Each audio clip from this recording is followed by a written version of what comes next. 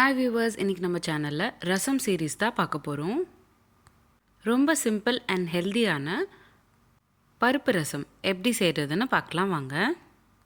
முதல்ல ஒரு பேன் எடுத்துக்கிட்டு அதில் ஒரு ஸ்பூன் அளவுக்கு எண்ணெய் சேர்த்துக்கிட்டு கூடவே அரை ஸ்பூன் கடுகு, ஒரு காஞ்ச மிளகா சேர்த்துக்கிட்டு கூடவே கொஞ்சமாக கருவேப்பிலை சேர்த்துக்கிட்டு நல்லா சாட் பண்ணிக்கோங்க. அடுத்ததாக ரசத்துக்கு தேவையான தண்ணி சேர்த்துக்கோங்க. நான் இன்றைக்கி 500 ml தண்ணி சேர்த்துக்கிறேன். அடுத்ததாக 2 ஸ்பூன் அளவுக்கு ரசம் பவுடரும் சேர்த்துக்கிட்டேன்.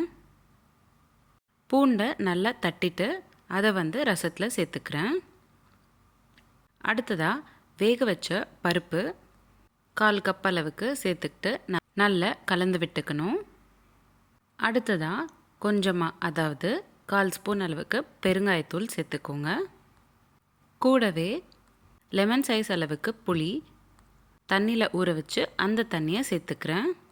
அடுத்ததாக அரை ஸ்பூன் அளவுக்கு உப்பு சேர்த்துக்கணும். கொத்தமல்லி இலை தேவையான அளவுக்கு சேர்த்துக்கோங்க. நல்ல ஒரு கொதி வர வரைக்கும் கொதிக்க விட்டிங்கன்னா 10 நிமிஷத்தில் சிம்பிள் அண்ட் ஹெல்தியான பருப்பு ரசம் ரெடி ஆகிடும். உங்களுக்கு இந்த வீடியோ பிடிச்சிருந்தா லைக் பண்ணுங்கள், ஷேர் பண்ணுங்கள். இதே மாதிரி டெய்லி ஒரு ரெசிபி பார்க்குறதுக்கு என்னோடய சேனல் சப்ஸ்கிரைப் பண்ணிக்கோங்க. இந்த மாதிரி நம்மளோட சேனலில் நிறைய சீரீஸ் போஸ்ட் பண்ணியிருக்கோம்.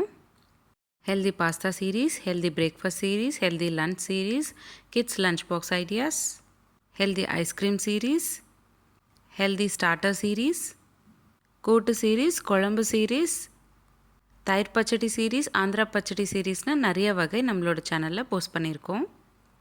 லிங்க்ஸ் எல்லாமே உங்களுக்கு நான் டிஸ்கிரிப்ஷன் பாக்ஸில் ஷேர் பண்ணுறேன். மீண்டும் சந்திப்போம் ஒரு சுவையான ரெசிபியுடன். தேங்க்யூ.